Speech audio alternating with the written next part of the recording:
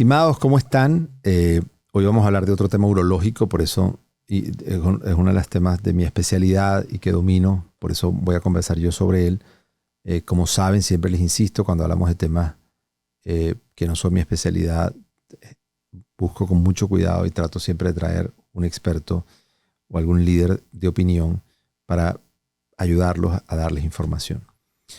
Quiero conversar sobre el crecimiento benigno de la próstata o el hiperplasia prostática benigna, porque es un tema sumamente frecuente y sobre todo porque quiero aclarar cuáles son las alternativas de tratamiento, porque han salido muchas alternativas nuevas y hay todo un boom pidiendo información sobre cuál alternativa usar.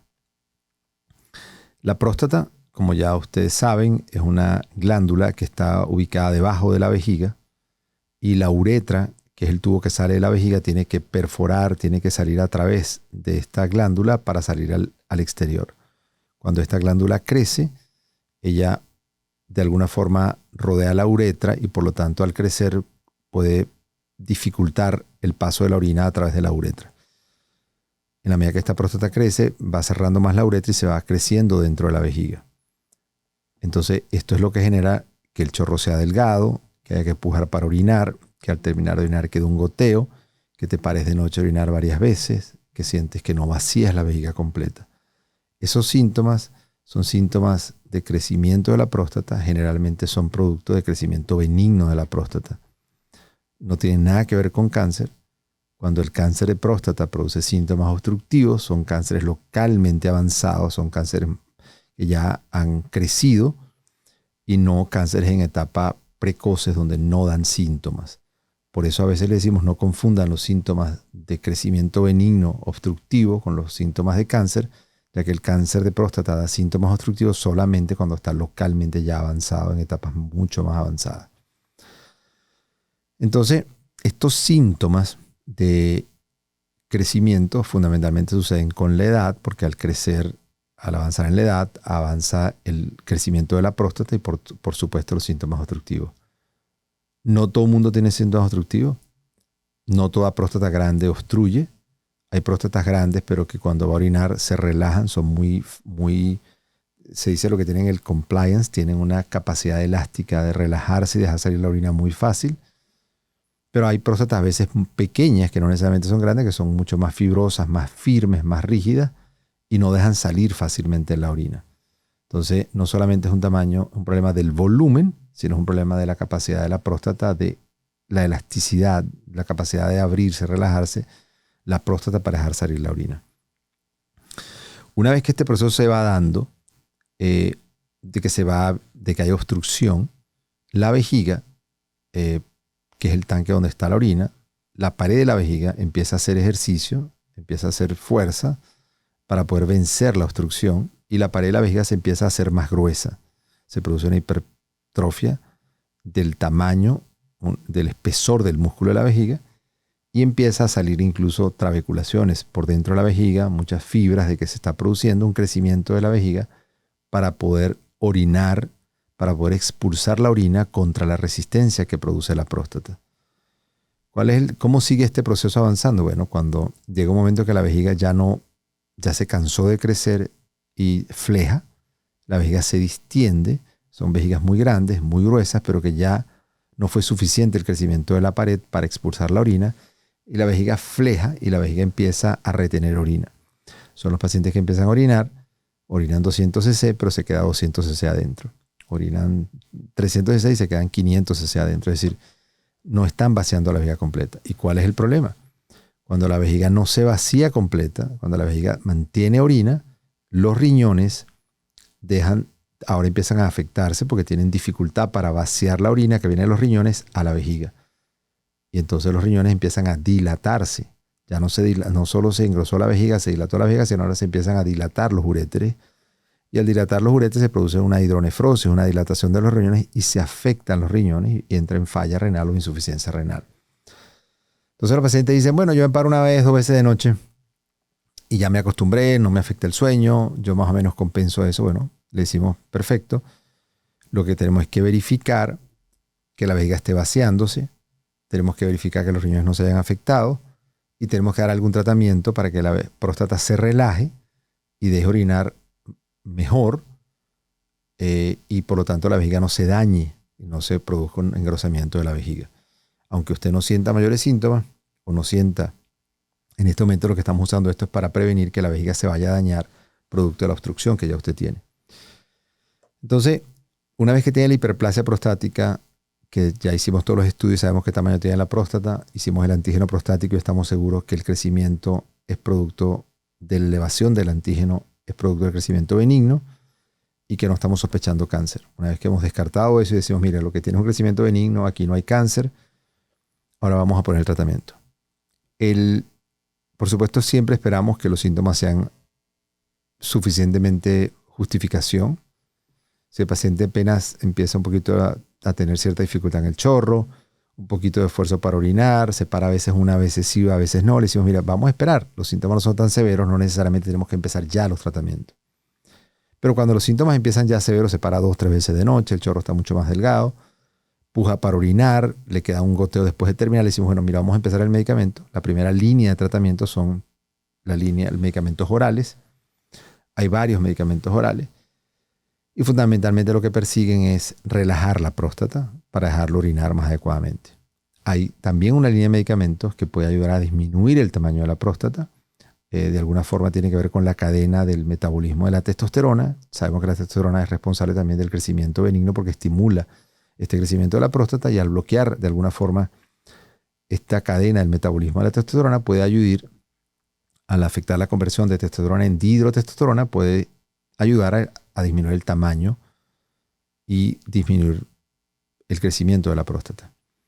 No todos los pacientes responden a estos medicamentos. Hay una tercera parte de los pacientes que por alguna razón los receptores son distintos y a pesar de usar estos medicamentos tradicionales no responden como la mayoría de los pacientes. Entonces, si uno usa estos medicamentos y ve que el paciente no está respondiendo, evidentemente puede ser de estos casos que el sistema de los receptores por el cual se supone que debe funcionar no funciona. Y eso se está estudiando hoy en día mucho más profundo y se está tratando de identificar para saber cuáles deberían ser los medicamentos que estos pacientes deberían usar. Una vez que ha empezado los medicamentos, el paciente tiene que notar que se para menos de noche, que su chorro es mejor. Entonces él vuelve a la consulta y dice, mire, me siento mejor. Bueno, perfecto, seguimos con los medicamentos y vamos a volver a verlo dentro de un año. Al año vemos si los medicamentos están siendo efectivos o no están siendo efectivos o dejaron de ser efectivos y si requiere pasar a otra opción. Muy importante, cuando usa este medicamento, el segundo de que les hablé, que no es el que relaja la próstata, es el que ayuda a reducir el tamaño de la próstata, este medicamento también reduce el antígeno prostático. Entonces, si usted está tomando este segundo grupo de medicamentos, su antígeno prostático artificialmente o falsamente va a bajar. Y cuando usted le dice al médico, yo estoy tomando este medicamento, el valor del antígeno se multiplica por 2 para ser el valor real, puesto que él bajó artificialmente. Pero bueno, salimos del tratamiento médico, el paciente ya no le funciona el tratamiento médico, los síntomas son muy severos y por lo tanto el tratamiento médico no funciona. Vienen las alternativas de tratamiento quirúrgico. Y ahí es donde es importante que hagamos una explicación para que entiendan las diferentes alternativas que están surgiendo. La primera alternativa de tratamiento que surge es la cirugía a través de la uretra. Se mete un dispositivo, por supuesto el paciente está dormido, se mete un dispositivo por la uretra que tiene una pequeña asa de calor y uno va viendo a través de este tubo y uno va resecando estos segmentos, pedacito, pedacito, pedacito, hasta que abre el canal. Eso se llama una resección transuretral de próstata. Esta resección a través de la uretra de la próstata se hace con esta pequeña asa de calor o con diferentes asas o alambritos que tienen láser o simplemente electrocauterio en forma monopolar o bipolar para resecar tejido, para abrir ese canal. Es como que estamos en un túnel y se vinieron las paredes del túnel hacia el medio y están obstruyendo. Esto es una excavadora que entra y vuelve a excavar para abrir el túnel para que la orina pueda salir libremente. Esto tiene un límite para poder trabajar por la uretra. ¿Qué cantidad de tejido podemos sacar? ¿En cuánto tiempo lo podemos sacar? No podemos pasar una cantidad de horas ahí sacando pedacitos porque son muy fragmentos muy pequeños. Entonces, para próstatas muy grandes no se pueden hacer cirugías a través de la uretra. Ya requieren otras cirugías más avanzadas. Pero a través de la uretra, además de la resección transuretral de próstata, han salido otras innovaciones. Después de la simple RTU con el asa de electrocauterio salieron las cirugías con láser. Hoy en día han salido, lo primero que está aprobado por el FDA se llama Urolift, que es una especie de alambritos que se colocan con un dispositivo, se coloca el alambre y se perfora la próstata hacia afuera. Este alambre abre un clip afuera y un clip adentro. Y bueno, lamentablemente no es tan fácil explicarlo para que lo puedan visualizar, pero cuando vean el episodio que va a estar en video, vamos a agregar algunas imágenes que van a poder ver para entender el concepto de estos alambres, que de alguna forma al entrar y retraen, abren la próstata porque la están abriendo, el tejido lo abren como que pongamos unos alambres, como que se cayeron las paredes del túnel y pongamos unos alambres que van de adentro del túnel hacia afuera, jalando las paredes hacia afuera para mantener las paredes abiertas. Esto solo se puede hacer cuando el cierto tipo de obstrucciones, cuando lo que se cayeron son las paredes laterales del túnel. Cuando por alguna razón ya no son solamente las paredes laterales, sino que además al final del túnel hay algo que está levantándose en el piso, que es lo que se llama un lóbulo medio, que también está obstruyendo, ahí no se pueden poner esos alambres. Entonces, en ese tipo de obstrucción no se puede usar este Urolift.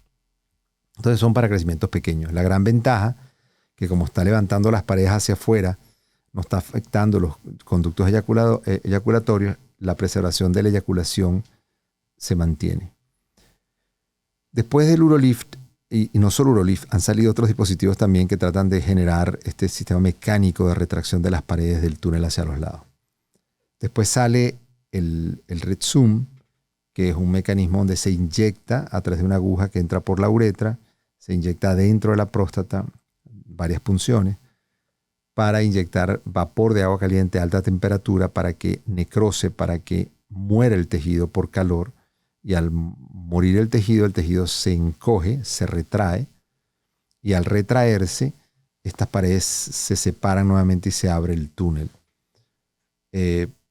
Suena en teoría muy interesante, sin embargo no es lo efectivo que se quiere, sobre todo para próstatas grandes. No es tan efectivo en este proceso de destrucción, porque no es que se puede inyectar todas las veces que uno quiera. De alguna forma, por otro lado, es un procedimiento, si bien no es muy efectivo, tampoco no hay muchos efectos adversos, pero hay que tener con cuidado. Recientemente operé a un paciente que tenía una fístula, metieron esta aguja y quemaron el tejido y se abrió un orificio entre la celda prostática y el recto. Y el paciente después está orinando por el recto. Entonces también, porque parezca sencillo, no significa que no tiene riesgo, hay que hacerlo con cuidado. Después del RedZoom sale el Aquablation, que también está aprobado por el FDA. Es un dispositivo, es un procedimiento donde se coloca simultáneamente, primero se hace un ultrasonido con un transductor a través del recto, permite conocer un poco la anatomía de la próstata, y luego se introduce a través de la uretra este aparato que está conectado con lo que la plataforma que entró el ultrasonido, y luego se programa y uno le decide a la imagen del ultrasonido: quiero que este aparato va a mandar un chorro de agua a alta presión, por eso se llama Aquablation, como un hidrojet. Manda un chorro de agua a altísima presión y destruye el tejido que uno ha demarcado. Uno colocó una línea dentro del dibujo donde quiere uno y en qué profundidad quiere uno que destruya el tejido. Esto es una especie de RTU de próstata, pero mucho más rápida y mucho más precisa, porque es la plataforma de robot la que decide en base a si uno planeó adecuadamente, y destruye el tejido en 3-4 minutos. Luego uno retira el aparato y entra con el equipo tradicional de la resección que hablamos al principio, y uno ve si hay algún sitio sangrando, si hace falta algún tejido que uno deba resecar adicionalmente. El inconveniente de la Aquablation es que el rayo de agua es en las 2/3 partes de abajo. No destruye la comisura anterior. No destruye, es decir, si el túnel está cerrado por las paredes laterales, perfecto, pero no toca el techo. Si el techo está caído y también está obstruyendo, este aparato no toca el techo y por lo tanto depende del tipo de obstrucción. Lo otro importante, que a veces cuando destruimos las paredes laterales del túnel para abrirlo, el techo se cae. Entonces la gente dice, no, el Aquablation destruyó las paredes laterales, pero el paciente no queda, cuando uno le hace una endoscopia después se da cuenta que el techo bajó y ahora está obstruyendo. porque el techo no fue resecado. Entonces a veces lo que hacemos hoy en día cuando hacemos el Aquablation, simultáneamente entramos, hacemos hemostasia y también resecamos la comisura anterior. Es un procedimiento relativamente sencillo. Básicamente la curva de aprendizaje es más rápida que las RTU porque logra destruir esta cantidad de tejido y básicamente se usa para próstatas de menos de 150 gramos. Ha habido un par de complicaciones también con el Aquablation. Se ha descrito incluso lesiones de recto con el ultrasonido que está dentro del recto. Es muy importante, el paciente está dormido y a veces la manipulación del ultrasonido que se está haciendo, como no hay dolor y no hay resistencia porque es muy suave, se ha 10, 12 casos de lesiones de recto. Entonces, por supuesto, se han hecho ya miles de casos, pero es importante tenerlo en cuenta, que debe hacerse con mucho cuidado para poder resolverlo. Después de esto, vamos a hacer una pequeña pausa para seguir continuando de las alternativas quirúrgicas para el crecimiento benigno de próstata.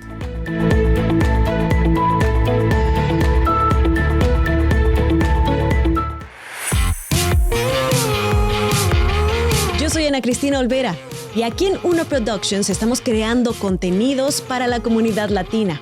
Yo te invito al podcast Habitantes del Futuro, en donde analizamos temas de ciencia, tecnología e innovación para demostrar que los hispanos y los latinos estamos participando como generación en la tecnología y la ciencia que cambiará la era de los habitantes del futuro. Búscanos en tu plataforma favorita.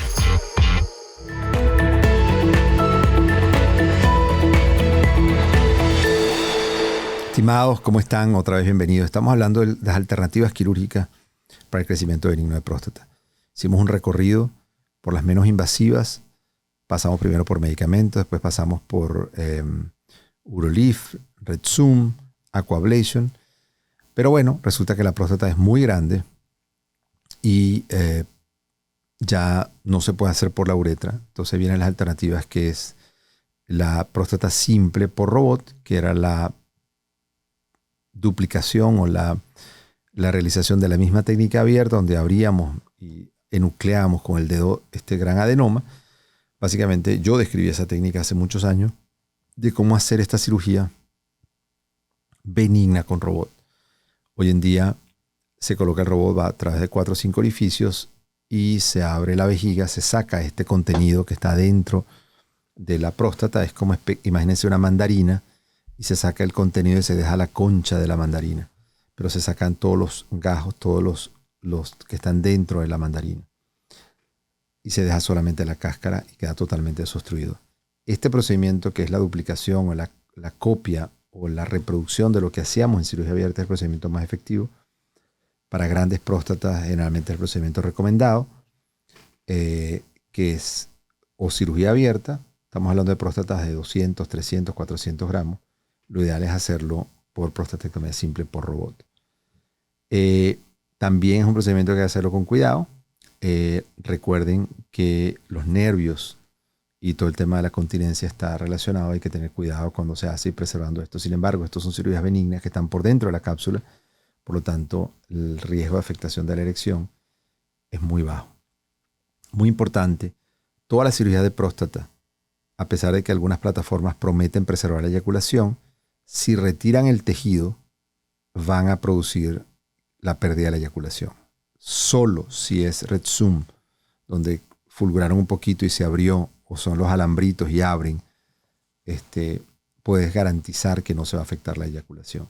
Pero en Aquablation, incluso, en la medida que te vas profundo y sacas más tejido, que tienes mejores resultados a largo plazo también, si estás sacando más tejido, si estás excavando mejor las paredes del túnel, mientras más profunda haces la excavación, más tiempo va a durar la reparación que hiciste. Si apenas hiciste una pequeña excavación, las paredes se van a volver a venir al medio y van a volver a obstruir. Entonces, en la medida que quieres un procedimiento mucho más efectivo, hay que tener muy claro que no le puedes prometer al paciente que va a mantener la eyaculación.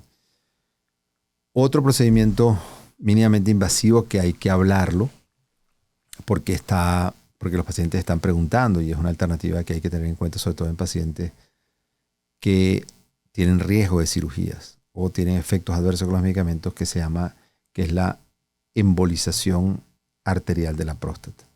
Es un procedimiento que es realizado por los radiólogos, es un procedimiento de radiología intervencionista, viajan por las arterias y llegan a las arterias de la próstata. Y hoy en día esta técnica es muy bien dominada en centros de experticia y pueden embolizar las arterias que le dan el flujo sanguíneo a la próstata. Al obstruir esas arterias, la próstata se encoge porque ya no tiene circulación y al encogerse pues se abre el canal. Como toda técnica, ha habido complicaciones importantes, necrosis de vejiga, necrosis de pene, porque han ocluido troncos principales y no lo suficientemente distales al final del árbol, al final del vaso, y han comprometido otras circulaciones. Entonces, pero básicamente pueden ser anecdóticas porque en centros entrenados donde ya realmente esta técnica se domina, la posibilidad de complicaciones es baja. El único inconveniente, evidentemente, es que tampoco es su nivel de desobstrucción es tan efectiva. Requiere varios meses hasta que el tejido se encoja y lo que se va a encoger es 20%. Entonces, para una próstata de 300 gramos, el 10-20% no es significativo en el grado de desobstrucción. Pero para próstatas no tan grandes o pacientes que no se pueden definitivamente operar, es una alternativa que hay que agregar y hay que tenerla entre las líneas de tratamiento. Pacientes anticoagulados que están sangrando porque tienen próstatas grandes, que no se puede suspender la anticoagulación. Una alternativa es embolizar la próstata para ver hasta dónde disminuye de tamaño. Entonces, bueno, con esto quería hacer un recorrido por las alternativas médicas, por las alternativas quirúrgicas para el crecimiento benigno de próstata. Lo importante es, si tienes síntomas, verificar qué tan severos son y verificar qué tanto están afectando su vejiga. Porque los pacientes dicen, me paro una vez, me paro 2 veces, me paro 3 veces y yo me vuelvo a dormir. No se trata de que se pare de noche, se trata de que disminuirle la dificultad a su vejiga para que pueda orinar más cómodamente, para que la vejiga no se dañe. Cuando la vejiga se daña, cuando la vejiga se hipertrofia y se dilata y ya usted retiene 1 litro de orina, llega el paciente y usted le quita ya la próstata, el paciente ya no orina bien, porque se dañó el motor. Se dañó el motor que empuja y que hace el vaciado de la vejiga. Entonces es muy importante, no con esto quiero decirle que tiene que ir corriendo a operarse, solamente que tiene que evaluarse para saber y que le puedan decir si usted está en ese momento donde todavía puede esperar, donde ahí perfectamente puede pasar años en tratamiento médico, o si su vejiga ya está reteniendo orina, no se está vaciando adecuadamente, sus riñones tienen dificultades para vaciarse, debe evaluar alguna alternativa quirúrgica, porque no hay razón para que esté orinando mal con todas las alternativas que existen hoy en día y puede perfectamente tener una mucha mejor calidad de vida. Hay pacientes que no pueden andar en el carro, andan con un recolector para orinar, tienen un recolector al lado de la cama, no pueden ver una película completa porque tienen que salir a orinarse. O sea, realmente tienen una muy mala calidad de vida. A estos son los pacientes que me refiero, que no hay necesidad de que estén sufriendo cuando hay alternativas que se pueden hacer. Así que bueno, hemos llegado al final. Estoy seguro, espero que lo hayan disfrutado, la explicación y la hayan podido entender. Cualquier duda, por favor, escríbanos y por favor, guarden el material y sobre todo, compártanlo, que estoy seguro que va a ser de gran utilidad. Así que por favor, se me cuidan, los quiero. Gracias. Hasta luego.